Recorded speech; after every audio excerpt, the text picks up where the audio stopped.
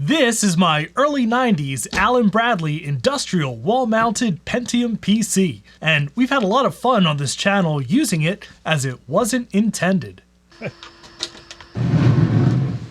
Oh god.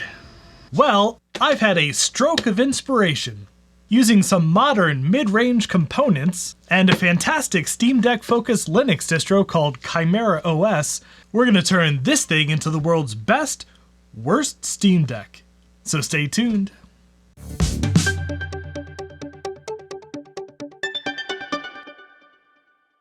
And if you enjoy sensible, reasonable upcycling of vintage technology, I hope you'll consider subscribing to the channel.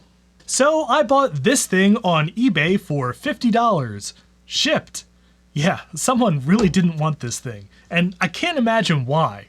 I mean, who doesn't want a 75-pound solid metal wall mount Pentium 100 computer? And we've certainly had a lot of totally normal fun with it. Cleaning it up, refreshing the screen a bit, and playing DOS games using the terrible front panel membrane keyboard. Well, it's been sitting in a corner of my basement since then, until I started playing Starfield on my Steam Deck. This thing looks like it came straight out of Starfield. So I can't think of a more fitting and hilarious use for this gigantic chunk of machinery than turning it into a gaming PC. And I don't care if that's incredibly shaky reasoning, I want to play Starfield on this thing. Okay, so as far as components go, I'm no Linus TikTok tips, but I think I did a pretty good job here picking out mid-range stuff.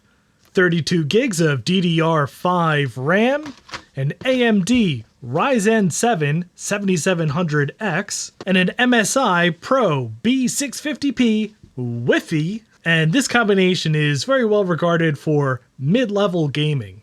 I'm going to be using a 1TB NVMe 1.3 drive. And for graphics, we really need AMD to get this to work as well as it can.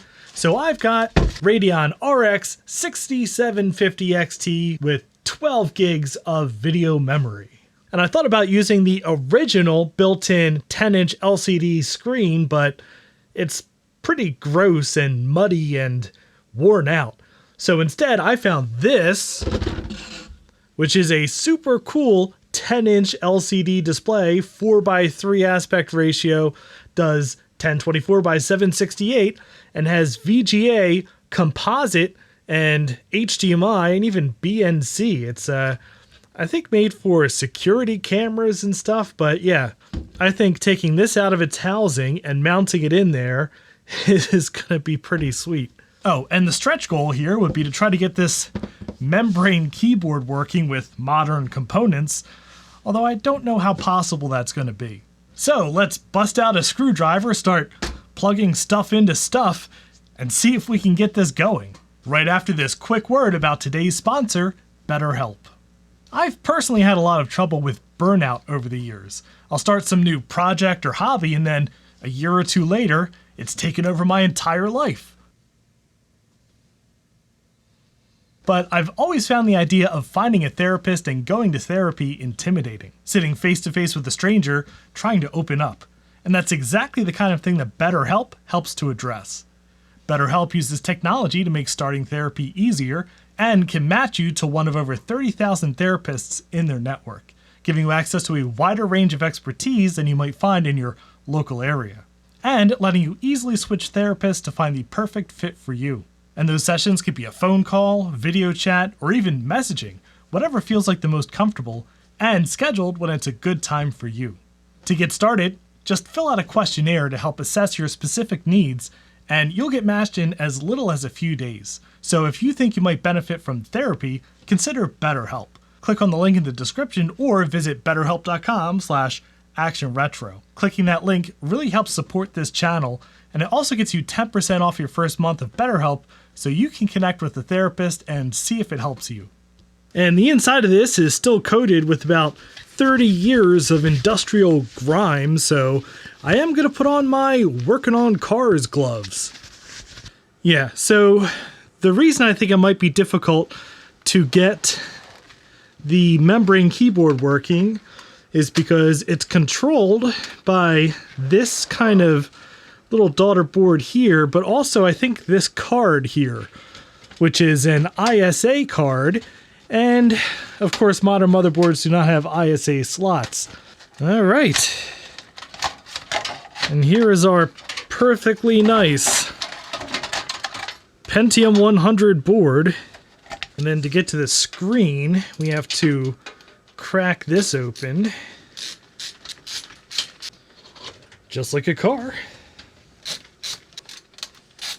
And being industrial equipment, it's kind of neat. The backlight is a separate module.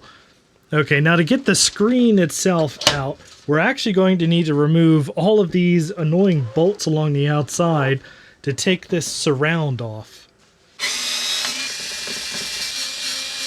Okay, so here's how the screen is currently mounted, just 4 screws, which obviously are not going to line up with the screws on the new display.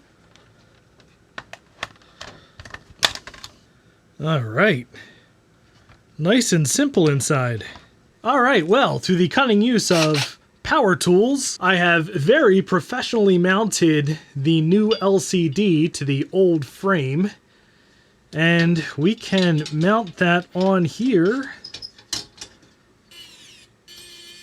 And just to make sure there's no visible gaps or metal, I put down this black fabric tape stuff around the screen. All right, let's carefully shimmy this into the case. Let's see if we need to make any modifications.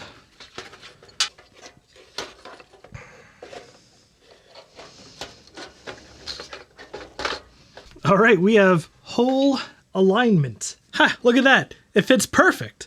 Well, almost. The only problem is the power supply is supposed to go here, but it's not going to fit with this cooler.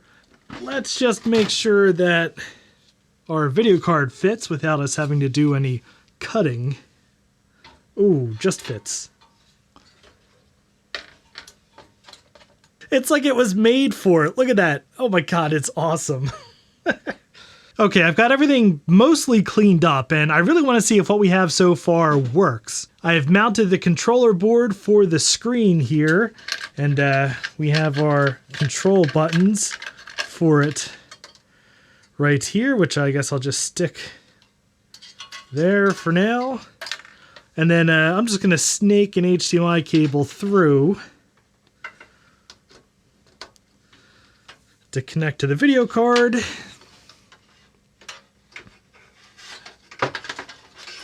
And then this screen only takes 12 volt 1 amp power, so I can power that off of the computer's power supply, but for now I'm just going to use the supplied power adapter. I have the controls for the motherboard, power and reset, connected to this external button. Let's test out our gaming PC. Haha! It's upside down. All right, screen is now in the correct orientation. I have everything connected and professionally cable managed. Let's fire this thing up for the first time and see if it works.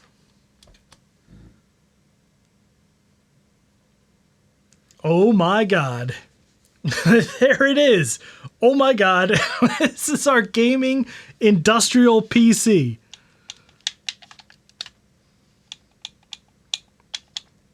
Oh, there's no sound. I need to hook up some speakers. This is ridiculous. All right, so here's where we're at. I've got everything back together. Power supply mounted on top of the machine for now until we figure out a space for it inside, but also 2 speakers hiding here behind the bezel here. And I also have the display powered off of the computer's power supply instead of a separate plug. So now when we turn this thing on, everything's just gonna come alive. It's awesome. Fully self-contained. And as you saw, I've already installed Chimera OS, which again is an awesome Linux distribution, which is set up for Steam Deck or for a machine that you're going to use as a console. And it's super easy to install. I've already signed into Steam. It boots right up into big picture mode. And yeah, here we are. Now, if you take a look at the Steam Deck, you'll see that for some reason, they've made it all ergonomic and easy to hold. We're going to try to emulate that. using two of these pretty neat Hyperkin joysticks. First, let's just plug one in. Oh, it works. This is awesome.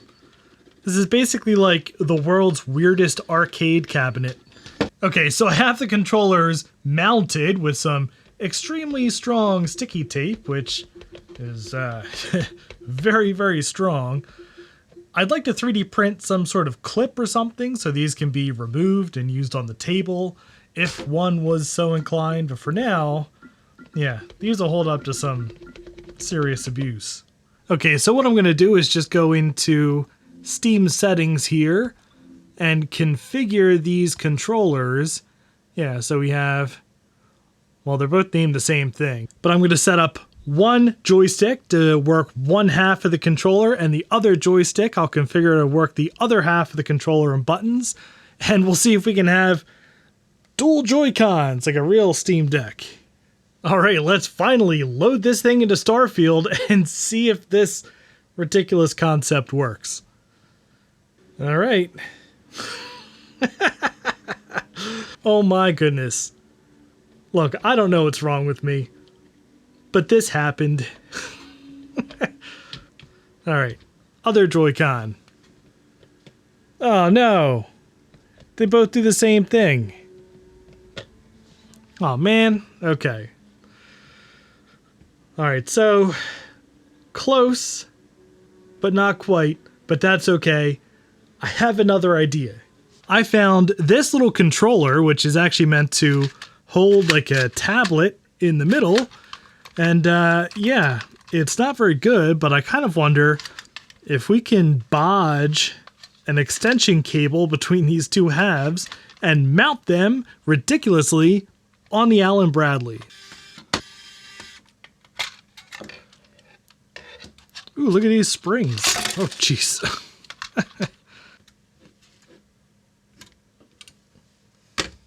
Behold, here it is, my homemade bootleg Steam Deck. Finished, mostly. And yeah, everything works. It's so stupid. Let me give you a quick tour. For control scheme, we have a right analog stick and a left analog stick. This half of a bootleg Xbox 360 controller. And this stick, if you want to try playing with one hand. We have a trapdoor here, which once held a floppy, but now holds USB ports. Just in case you want to use an Xbox 360 controller or something. But does this thing play games? Boy howdy, you bet. Let's play some Starfield. And yeah, controls work. Look at this.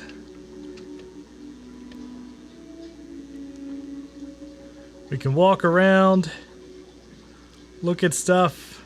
Because I guess we can't use two of the same controller at the same time, but we can use two different controllers at the same time. Well, actually 1.5 controllers, because the other half's right here.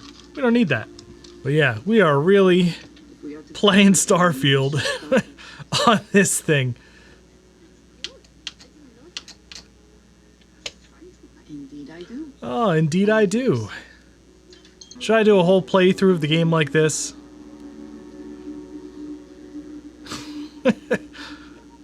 Totally normal. This is so ridiculous, but I love it. But we're not quite done yet. I have a few other ideas. Well, first of all, I think we need to fix the questionable cable management.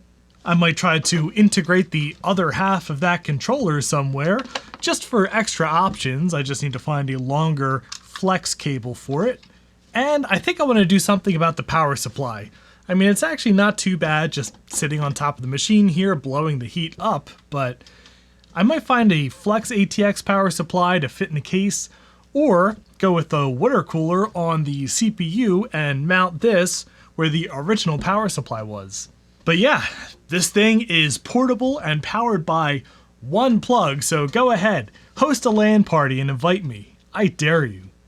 Oh, one more thing. So make sure you're subscribed if you want to see some more portable Steam Deck shenanigans. But in any event, if you enjoyed this video, I'd appreciate a thumbs up, and if you'd like to see more stuff like this, please subscribe down below, and thank you very much for watching. And a special thanks to Alex Hoffman, Andrew Nicholson, April White, Chris Biggs, Chris Calderon, Chris Nelson, Control-Alt-Reese, Daniel Hubbard, Frodo Jedi, George Rosansky, Greg Hrutke, Harris Brody, James Fryman, James Laurie, Jason Peepaz, Jason Ezel, Lyle Truid, Matthew Crowell, Paul Spencer, Ryan, Scott Cedarbaum, Scott Thompson, Tom Woodfin, and Unknown Soldier 41, who are my highest tiered patrons and all of my Patreon supporters for helping make these videos possible.